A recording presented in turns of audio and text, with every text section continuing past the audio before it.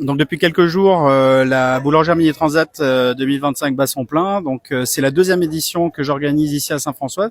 C'est la troisième consécutive qui a lieu à la Marina. La Boulangère Mini Transat, donc c'est une transat en solitaire sur des bateaux qui s'appellent les Mini 650, d'où le nom Boulangère Mini Transat.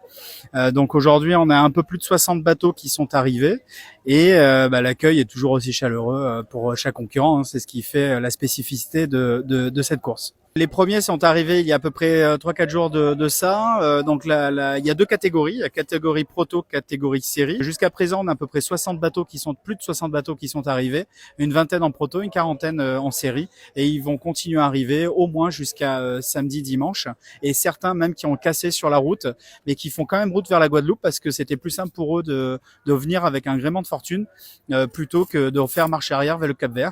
Donc on aura des arrivées très tardives aux alentours du 17. Donc j'espère que les franciscains et franciscaines seront nombreux pour les accueillir eux aussi. Je m'appelle Mathis Bourgnon, j'ai 28 ans, je suis franco-suisse et j'ai gagné la Mini Transat 2025 en prototype. Je suis arrivé dans la nuit du 7 au 8 à 4 heures du matin, c'est bien ça, je sais même pas, mais voilà, je suis arrivé au bout de 13 jours de navigation au départ de La Palma, ici à Saint-François. C'était une sacrée course. J'étais pas donné favori, peut-être top 5, mais peut-être pas favori pour gagner. C'était vraiment Alexandre et Benoît-Marie qui étaient donnés ultra favoris sur cette course. Et donc, il a fallu vraiment employer les gros moyens et mettre un sacré engagement pour aller les chercher, là, les deux loustiques. Donc, voilà, j'ai fait une course où j'ai fait l'engagement maximal. J'ai barré tout le long, dès que je pouvais, je barrais. Donc je suis allé vraiment dans les retranchements et je suis très heureux. La Boulangère Mini Transat existe notamment grâce à la participation de la CARL, donc la communauté d'agglomération de la Riviera du Levant, ainsi que la ville de Saint-François. Et grâce à eux, on a pu mettre en place ce village qui anime et qui rythme ces 10 jours d'arrivée. On a beaucoup d'artisans, on a beaucoup de commerçants du coin, on a bien entendu les tentes des collectivités. Par rapport à la fréquentation, ça va beaucoup mieux parce qu'en effet, la semaine dernière, les bateaux arrivaient de nuit, donc arrivaient vraiment au compte-gouttes. Et là, depuis 2 jours, il y a beaucoup de bateaux qui arrivent, donc ça attise la curiosité, donc plus de passages.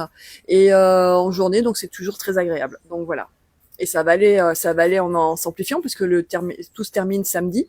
Et donc tout le monde sera là, donc ça devrait nous générer plus de visites. C'était un engagement qu'on avait pris avant l'incendie qui a frappé la Marina.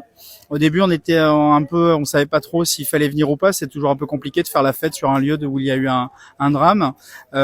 Finalement, on a pris le parti avec les commerçants de quand même maintenir le village sur la Marina, et ça a été un succès. Et on est vraiment très heureux de participer à l'après-drame qu'il y a eu. Vers la moitié de la transat, en plein milieu, avec une rencontre avec une baleine. Je vois une baleine immense apparaître devant le bateau, avec son dos qui faisait la largeur du bateau. Et puis je l'ai vu partir sur le côté, je me suis dit c'est bon, je l'ai évité. Et puis là, bam, je reçois un coup de queue de baleine. C'est assez incroyable. Et donc sur le côté du bateau, sur le côté tribord. Et après elle est repartie. Alors moi j'ai tremblé pendant 2 minutes, je me suis dit je me fais attaquer par Moby Dick.